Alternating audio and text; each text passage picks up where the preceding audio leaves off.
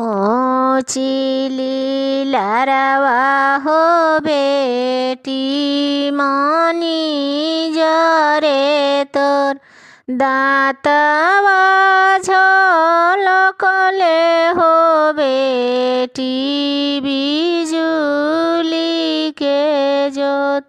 माई पूछे धिया से पूछेली मनलाई कैसे कैसे रहलु हो बेटी तपस्या के पास। कैसे कैसे रहलु हो बेटी बौरावा के साथ।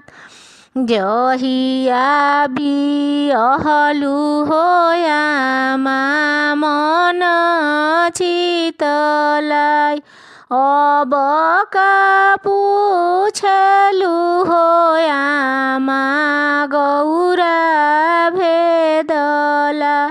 बरे बरे झाटाए आमा सुपयसन दाढ़ी।